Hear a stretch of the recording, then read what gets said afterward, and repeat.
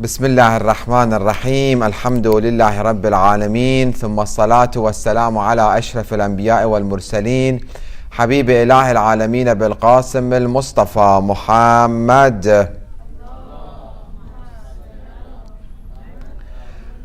وعلى أهل بيت الأطهار الذين أذهب الله عنهم الرجس وطهرهم تطهيرا. قال الله الحكيم في محكم كتابه الكريم: أعوذ بالله من الشيطان الرجيم، بسم الله الرحمن الرحيم.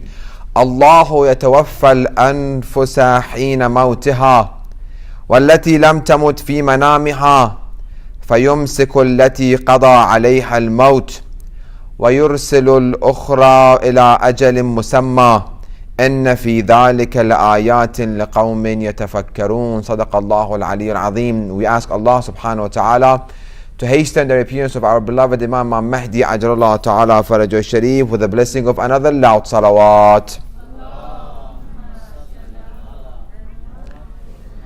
We ask Allah subhanahu wa ta'ala to make us amongst His companions and His sincere soldiers with the blessing of another loud salawat. It is Allah who takes away the souls at the time of their death, and those that die not during their sleep, He keeps those souls for which He has ordained death, and sends the rest for a term appointed. Verily, in this are signs for a people who think deeply. Through our discussion of death and resurrection, under this topic of death and resurrection, alhamdulillah, we were able to set the platform for the first 4 or 5 nights of why we need to talk and remind ourselves of death more often.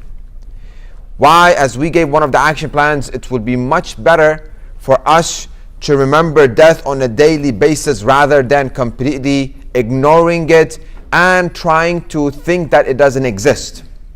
We talk about that for 4 or 5 nights, about the importance of remembering our death. And then we start talking about the first and discussing that the first stage, second stage, third stage. Our first stage of transferring from this world to hereafter is a time of ihtidar, time of death, time that we are being disconnected from this world and we are getting connected to the next world. We are transferring, that time of ihtidar. We talked detail about it, what we need to do in order for us to not suffer through time of the ihtidar. So right now we talk about death in general. Allah subhanahu wa ta'ala, within 3 different verses, one chapter 39 verse 42, the other one chapter 32 verse 11, and the other one chapter 6 alaykum salam verse 61, he discusses about how your soul will be taken, how we will die. The verse that we started our lecture with says, Allahu yatawaffa al-anfus hina mawtaha. It is Allah subhanahu wa ta'ala, it is Allah who takes away the souls. So that's first verse. Second verse, Allah says, قُلْ يَتَوَفَّاكُمْ مَلَكُ الْمَوْتِ الَّذِي وُكِّلَ بِكُمْ ثُمَّ إِلَىٰ رَبِّكُمْ تُرْجَعُونَ. Say, the angel of death who is set over you will take your souls, then you shall be brought to your Lord. So the first verse says Allah takes your soul. Second says angel of death will take your soul. Third verse, حتى إذا جاء أحدكم الموت توفته رسلنا وهم لا يفرطون. Until when death approaches one of you, our messengers take his soul and they never neglect their duty. So is it Allah subhanahu wa ta'ala? Is it the angel of death, Azrael, or other angels? Let me give you a very, very important foundation, very important tool, very important key for you and I to keep in mind. Remember, very important, this point, we should have it bold in our mind, that we cannot rely on one verse or one hadith and draw a conclusion. Unfortunately, those who are not educated, those who are ignorant, they take only one verse or one hadith and they relate and they draw a conclusion from that one verse or one hadith, and they try to see, okay, one contradicts the other one doesn't match the other one. It's not like that. We have to look at the verses of the Quran. So how should we approach this idea of how can we draw a conclusion? We must read the Quran completely. If we have a topic in mind, okay, we have a topic, title of death, and we want to gain more about death, we want to learn more about our death. So we take this idea, death, as a general, and then we come specify time of death. How do we die? Who will take our soul? We bring all of the verses that is related to this topic. We put them all next to one another. And then we bring all the narrations that talks about this specific topic. We put them together from this compilation of verses of Quran and the narrations. We can draw a conclusion. That's what our maraja do. Unfortunately, we see that people who just started learning the Quran, they take one verse and they draw a conclusion on that and they start judging Quran. Or Quran says such and such or doesn't say such and such. We can't do that. A hadith, the same thing. We cannot take one hadith or two hadith or three hadith, 5 narrations and draw a conclusion. No, we have to take all, bring the topic. So rather than get the verse, draw a conclusion, no, we step back. What is it that we are trying to learn from Quran? We pick a topic.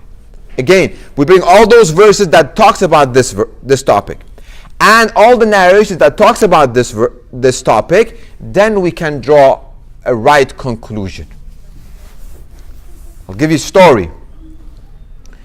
Person during the time of Imam Hassan al-Askari alayhi salam, he said, I'm going to write a book and bring all the verses of Quran that contradict one another. Very beautiful story. It has many lessons in it. He says, I'm going to write a book during the time of Imam Hassan al-Askari alayhi salam, and I'm going to bring all the verses that contradict one another. He started writing it. Through a long story, Imam Hassan sent one of his friends to befriend that person, and for whatever reason, Imam told him, ask him this question. If the author of this book comes to you, can he argue against you that your understanding from my writing was different than your understanding? Is it possible or not? That person said to this individual who was sent by Imam Hassan al-Askari alayhi salam, say again. He said, if the author of this book comes to you and say that your understanding of the verses that I have written is different than my understanding, is it possible or not? He said, of course it's possible. Why I didn't think of it this way? He closed his book and he did not write his book. Why? Because we don't know the true idea, the true understanding of the verses of Quran, unless if we read the Quran completely and we know the nasikh and mansukh, and we know muhkam and mutashabih, we know those that are metaphorical, and those who are verses that are concrete and they are definitive and metaphorical. We don't know them. We don't have the knowledge of Quran and Hadith. So the action plan will be for all of us, never draw a conclusion that I'm going to do this because of this one verse of the Holy Quran. Never. Same thing for the Hadith of Ahlul Bayt. We see some scholars, they come and they bring narrations of Ahlul Bayt alayhim salam. Oh, see, this narration says such and such and such. And they base their ideology and their perspective on one narration. We can't. We have to look all the verses and all narrations and the event and the reason why this verse was revealed, about whom it was revealed. This narration, did Imam said specifically to one person, or Imam meant it for everybody? Maybe Imam said something later on that he specified what it means in this narration. So this is very important to keep in mind. So if we are reading Quran and we read these three verses, the first verse is Allah yatawaffa al-anfus. It is Allah who takes away the soul. Okay, we read it. Then we read another chapter. قُلْ يَتَوَفَّاكُمْ مَلَكُ الْمَوْتِ. Say, the angel of death is the one who takes the soul. Allah, angel of death. Let's read more. Another chapter. حَتَّى إِذَا جَاءَ أَحَدُكُمُ الْمَوْتِ تَوَفَّتْهُ رُسُلَنَا. Our messengers will take their soul. We will be confused. What is this? Angel, Allah, messenger. Which one is right? That brings our idea to life. That we should not conclude and draw a conclusion on, oh, see, Quranic verses contradict one another. This book doesn't benefit me. Nope. What we need to do, we need to look at it. What is Allah trying to tell us? It is called tuli or ardi, horizontal or vertical. What do I mean? Let me explain. These are concepts that you can apply it on all the verses of the Holy Quran and narrations of Ahlul Bayt alayhim salam. When Allah says, I'll take it, Allah is making decision on His own. His decisions are not being ordered by someone else. He does whatever He wants. But Angel Azrael, it's not on his own. He cannot make decision on his own. So it's tuli. Allah makes the decision. For example, there is a king, and this king sent an individual to go and collect the taxes from the people. When that person comes and knocks on your door and says, I'm here to collect your tax, you give him with hesitant and reluctant and you hate him. And when he goes, you said home, they will say, who was there? You'll say, the king came and took my tax. Well, it wasn't the king. It was the representative of the king, but this representative of the king had an order from the king to do the job. And you will say, this oppressor is oppressing us. Well, this guy was the middleman. This guy didn't have any choice from his own. So Allah subhanahu wa ta'ala, ultimately, it is Allah subhanahu wa ta'ala who makes a decision. Who dies when, where, and how. And then He orders Angel Azrael to do the job. And it is Angel Azrael who has other messengers, other angels under his hand, who he sent them to go take this person's souls, take this person's souls, take this person's souls, all come report to him, and he reports to Allah subhanahu wa ta'ala, I have basically done the job. So death, it's done by Allah subhanahu wa ta'ala. It is Allah who makes a decision, who, when, where, and how. And then angel comes, Israel, angel of death. We have 4 main angels. Each one of them, under them, have thousands and thousands and thousands of angels which report to them. Israel is about taking the soul. Then you have Jibreel, which is about guidance and about wahy and revelation. And then you have Israfil and then Mikael, about sustenance and rizq. We pray to Allah subhanahu wa ta'ala, we need rizq. Mikael is the one who's the head of all the angels who provide sustenance. So it comes through that. And Israfil is the one who brings the birth, who gives birth, who brings the soul. So these 4, under them they have the categories and many other angels basically who work for them, for the lack of a better term. So what is this death which happens to us? Allah says, Allah يتوفى الأنفس حين موتها والتي لم تمت في منامها. It is Allah who takes away the souls at the time of their death, and those that die not during their sleep. We have many people, they sleep and they don't wake up. Imam says, Mal maut. They ask Imam, what is maut? What is death? قال هو النوم الذي يأتيكم كل ليلة. Every night that you sleep, you die. The soul goes up. We have ruh and nafs. Inshallah, in the coming night, we will talk about it. Which one goes up? Because when we sleep, we dream. Is our dream with our nafs? Is it with this body? It's not, because our body is there. We see we go right and left. Day before yesterday, I dreamed I'm in Iran and I'm driving, and I saw a person who passed away about 25 years ago, and I was so happy to see this person who has passed away. I hugged him and I had a discussion. So it wasn't my body. Is it my ruh? Is it my nafs? What ascends when we sleep? Inshallah, it will come in the upcoming nights. ما الموت, Imam says, قال هو النوم الذي يأتيكم كل ليلة. Every night that you sleep, that is basically death. إلا أنه طويل مدته. However, that death, the permanent death, is longer. This death, you die, you sleep basically from, for example, 12 at night, 8 o'clock in the morning, you wake up. That 8 hour you died, your soul goes high, goes up. That's why we don't feel anything. We see people, we go other places. That's the soul. Ruh and nafs, which we discussed. إلا أنه طويل. Rather, no, that death when it comes, it's permanent. All the way, لا يتنبه منه إلا يوم القيامة. He won't wake up until the day of judgment, when we die. So that's one example that Ahlul Bayt alayhim salam have given us about death. That it is about you sleeping. Ashab al-Kahf, 300 and so years, they slept. Did they sleep? Did they die? Allah subhanahu wa ta'ala, instead of them to wake up 8 hours, He made them sleep for 300 and X years. So our death, if we look at it for this perspective, there's nothing to be afraid of. We sleep and then we wake up. If I have made myself ready for it. Prophet Ibrahim, ala nabina wa alayhi salam. So let's go, the action of death. What happens? One day he saw an angel. He asked him, لقى ملكا. أن إبراهيم عليه السلام لقى ملكا.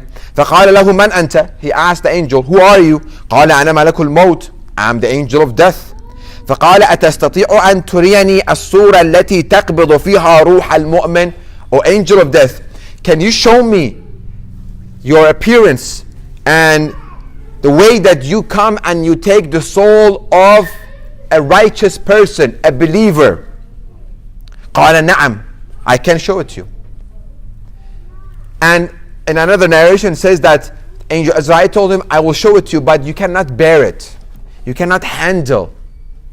He said, okay, just let me see it. قال نعم أعرض عني. He said, turn your face. فأعرض عنه. He turned his face. فإذا هو شاب حسن الصورة. A very, very handsome guy. حسن الثياب. Very well dressed. حسن الشمائل. Very beautiful and handsome.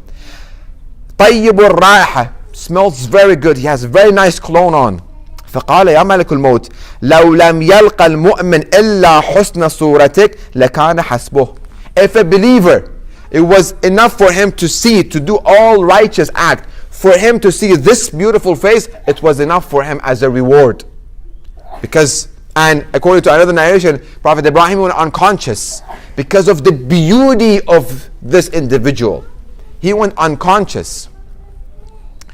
You might say, well, unconscious, is it possible that we out of beauty go unconscious? Yes. Let me read you a verse of Quran before continuing how He will show His face when it comes to time of taking the disbeliever's soul. All of us, we are aware of the story of Prophet Yusuf ala nabina wa alayhi salam. Yes? Follow me. Again, how can a person be marveled and be amazed by beauty of something? Let's look at chapter 12 verse 31. So you see what I'm trying to take you? فلما سمعت بمكرهن أرسلت إليهن وأعتدت لهن متكئة وآتت كل واحدة منهن سكينة وقالت اخرج عليهن فلما رأينه أكبرنه وقطعن أيديهن وقلن حاشا لله ما هذا بشرا إن هذا إلا ملك كريم. When she, the queen, when she heard of their accusation, that look at the queen, because the women start talking, the queen was in love with one young guy, what he has that she felt in love. She sent for them and prepared a banquet for them. She gave each one of them a knife, and according to narration, each one sat, and the Quran, behind them a pillow, sat, a plate, a knife, and an orange. Everybody sitting. The queen said to Prophet Yusuf ala nabina wa alayhi salam to come out.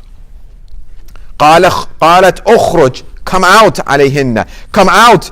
Then when they saw him, they exalted him, and in their astonishment cut their hands. They were cutting the orange, and while they're looking at him, and they're astonished, and they're amazed, and they're marveled by this beauty. And you know, when you cut your hand, and if orange gets into your hand, it's really, really going to hurt.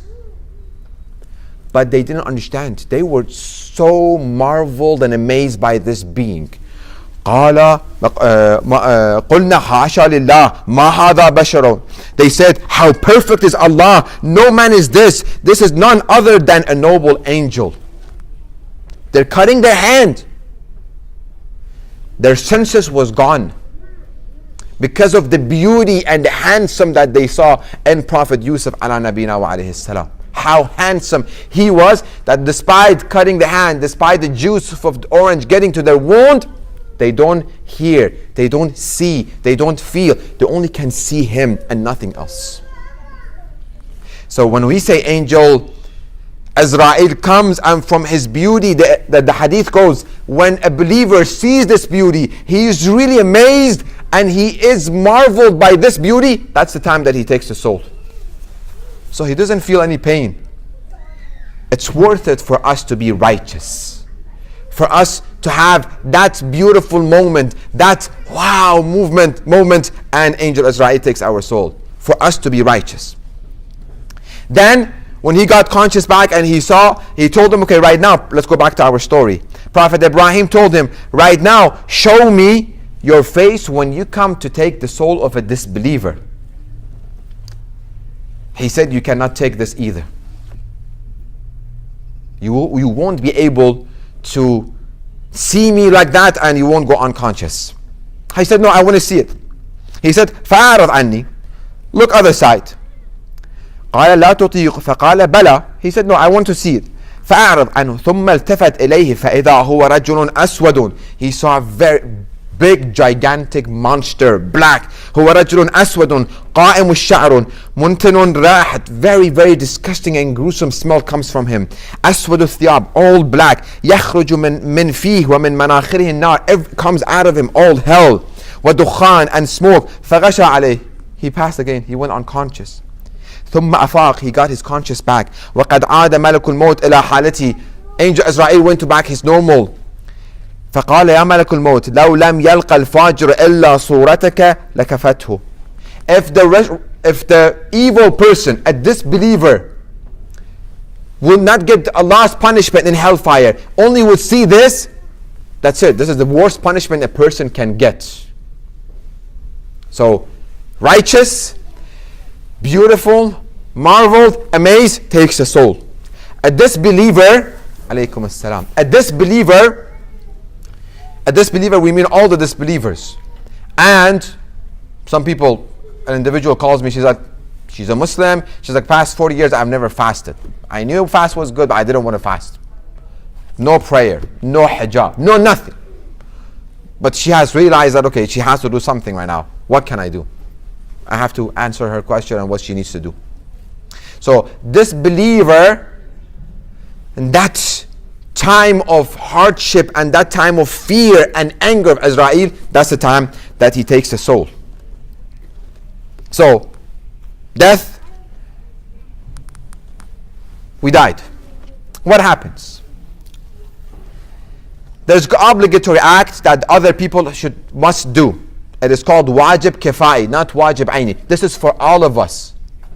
As soon as I hear an individual, a believer has died, all of us, it becomes wajib upon all of us as a community to come and ghusl him and shroud him and bury him. That is wajib kifai. Means what? If 3-4 people go and do perform the ghusl and give him a shroud and bury him, rest of us, we don't have to do it. It is wajib. We have to be aware. So as soon as the death comes, we have to say, okay, everybody, does this family needs financial support? Can he provide for his grave? Dying is also costly. $6,000-$7,000 at least. It's not going to be cheap. So don't think, okay, I have a lot of debt. Oh Allah, let me die, that I will be done. No, even when you die, you have to pay money. $6,000-$7,000. So it is wajib upon us, wajib kifai. As soon as we hear a community member has passed away, for us to get together as a community. If he was able to provide for himself, like from his money, to get his money, buy him a shroud, ghusl him, and kafan him. And it's a lot of thawab in it. There are ahadith, I don't have the time because of we want to get to Barzakh, we want to get to Day of Judgment, we want to get to heaven and hell. We have only 15 nights left. I don't have time to bring the narrations of how much reward is there for you to go wash a deceased person. How many angels Allah will send for you, the one who went and washed and gave ghusl to a deceased believer. How many angels will ask forgiveness for you for doing some act, for doing this act? Or one walking under the janazah or under the deceased body doing tashyi' janazah. How much reward you get? I was in the LA for 2 years, Ramadan every year. Beautiful community. Beautiful, very, very hand-in-hand community. As soon as one of them died, the whole community, 500-600 people will come together for his burial ceremony. And don't tell me in here we're busy. They're all busy. They're all business, and LA is much bigger. People in here, people die. I go to burial ceremony, 5, 10, 15, 20. It's tawaf for myself. Every step that you take under the janazah of a deceased, angels pray for you, ask forgiveness for you. So, you see, it is important for us to remember death. And remember anybody who passed us away. If you hear a community member, a believer has passed away, come together as a community. That walking, again, every step there are angels coming and sending for and asking Allah to forgive anybody who took care of this deceased. Recommended act. Before we get into janazah, and why this is recommended. إذا أتيت بالميت, hadith says, إذا أتيت بالميت القبر فلا تفدح به القبر. Don't bring the deceased and take him right away from the car all the way to the graveyard. No.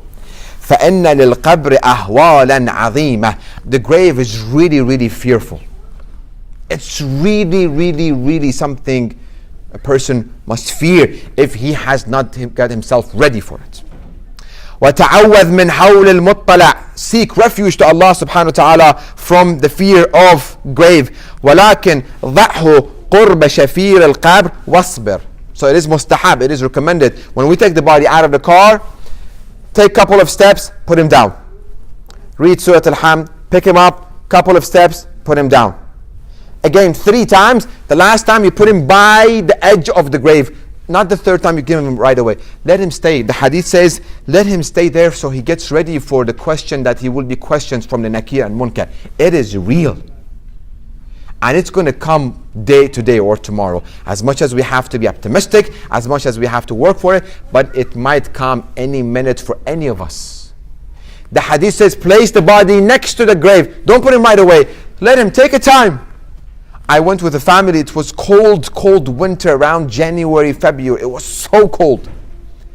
This elderly woman passed away and the husband was there and only 3-4 people. It was so difficult for us to bury her. It was so cold. And these people, they just want to get rid of her. And they were the children. Sheikh, let's just put her in the grave. I said, no, wait, it was your mother. She buried you for 9 months. Right now you just want to get rid of her because it's a little bit cold? What life are we living? What world are we living? What we have come to? I said, no, let's just take this step by step, because I was remembering, it's going to happen to me. If I don't teach these people, they were just rushing, let's just move on. I said, no, let's just take our time, let's put her, let's do Fatiha for her, let's just comfort her. This is her eternal life. It can happen to any of us. Attending burial ceremony. Staying as much as possible. The hadith says, I don't have time to read the Arabic and as much as possible, sit by the deceased. If we do this for someone, someone else will do this for us also. If we look after the deceased, people will look after us also. Well, it's not my responsibility. Somebody died, may Allah bless him. That's the only thing I can do. I move on. Sheikh, I have bills to pay. Please. Staying there, reciting Quran, paying sadaqah. Paying sadaqah. The night of the burial is the most, that's what they call Laylatul Wahsha, the night of fear. that night the most recommended act is to pay sadaqah on behalf of this deceased. Dollar, two, and that community, mashallah, very well organized in LA. They bring a bucket or a sanduq or a box. Everybody pays $1, $2, $5. They pay sadaqah on behalf of this deceased. It really, really helps. He's looking for every penny sadaqah that we pay on his behalf. And last but not least, praying 2 rak'ah, salah laylatul wahsha.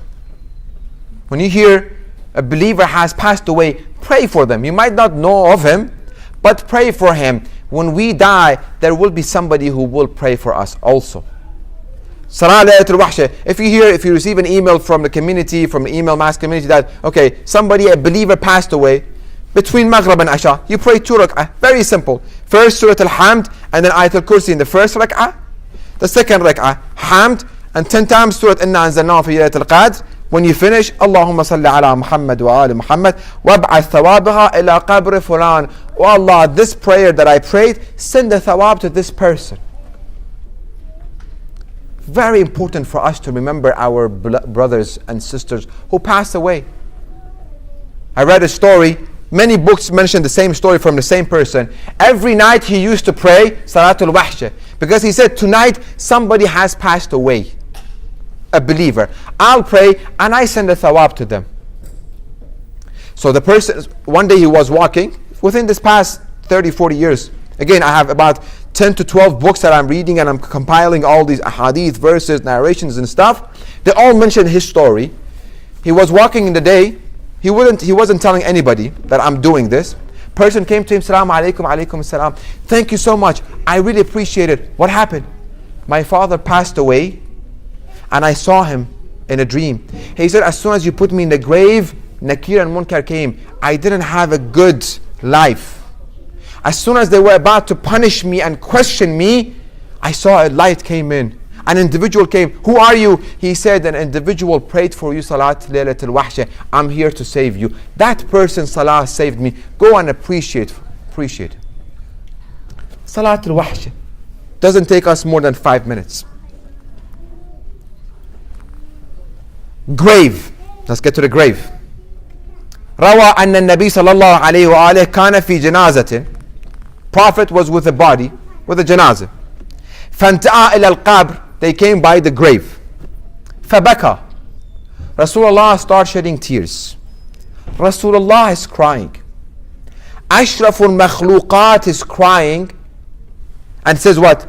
حتى بل الثوب. His dress, his dashtasha that he was wearing became wet. See how much he cried? Definitely he had a beard. How much he cried that tears came to his beard and to his حتى بل. It became wet. بل الثوب دموعه. From his tears his clothes became wet. ثم قال إخواني. He said, my brothers, لمثل هذا اليوم فاستعدوا. Get ready for this day. Rasulullah cries. Rasulullah that has seen heaven and Ashraful Makhluqat, the best creation of Allah subhanahu wa ta'ala. He says, فَلِمِثْلِ هَذَا الْيَوْمِ فَاسْتَعِدُّوا. Get ready for a day that you will be here.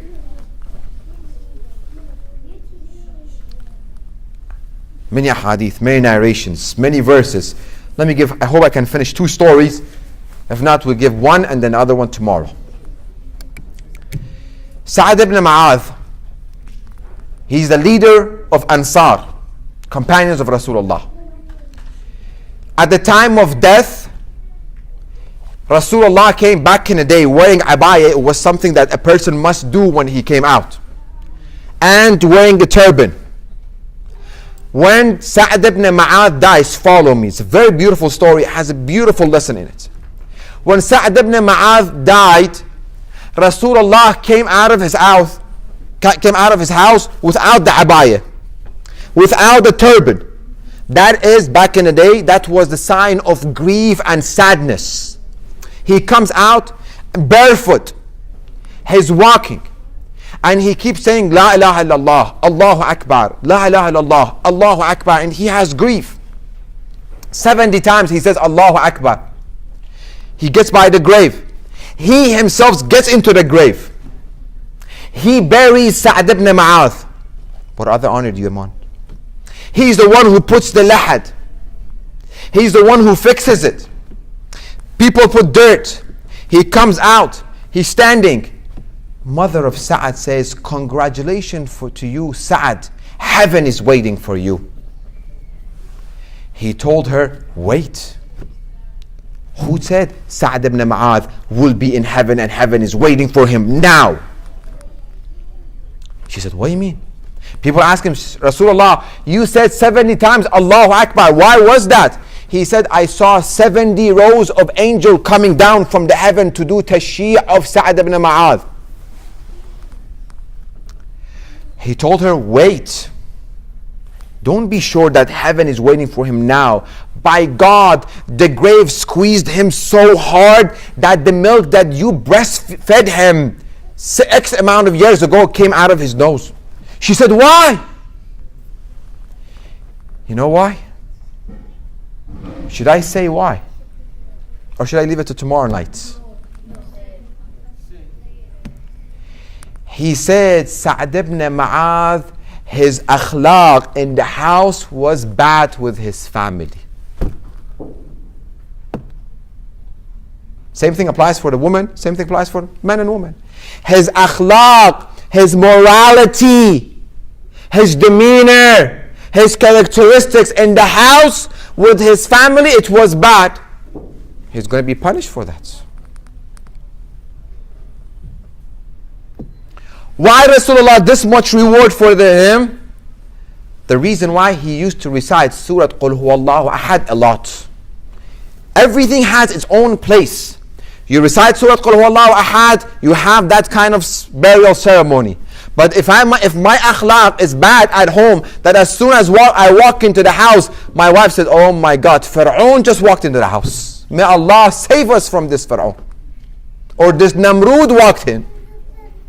Or as soon as I want to go home, I think to myself, oh my God, my wife, may Allah save me from this wife. Akhlaq, akhlaq, akhlaq. I have time for one more story. We're getting to the grave. That by itself, I don't need to give an action plan. Akhlaq by itself. Akhlaq, let me a little bit explain. When somebody does good to us, it's easy for us to do good back to them, isn't it? Thank you so much, brother, for saying yes. When somebody does good to us, it's easy for us to pay back as good. Yes or no? Yes. Akhlaq comes when somebody does bad to me and I do good to them. That's called akhlaq. That when I walk home, my wife walks on my last nerve. As soon as I get home, she complains, she nags, she hurts, she insults, she does whatever she does. That's the time of akhlaq. Or when my husband comes home, he is very rude. He disrespects me. Sometimes that's the time akhlaq shows me that I as a wife or I as a husband, how I will pay back this bad characteristics. That is called akhlaq, which 60 nights, dua makaram al-akhlaq, I discussed it and I wasn't able to finish one dua of Imam Zain al-Abidin, which is called dua makaram al-akhlaq for you and I, that I haven't read it for a long time. If I want to know what is akhlaq, let me read the dua and listen to tafsir of it. Read the tafsir. There are many tafsir. If you don't have English, there is online English YouTube. Just put dua makaram akhlaq Sheikh Mustafa Akhund. 60 nights I talked about one dua and it wasn't finished.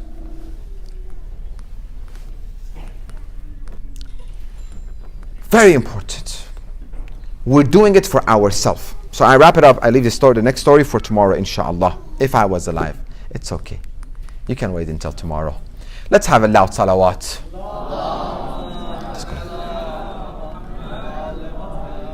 Allahumma salli ala Muhammad wa ali Muhammad.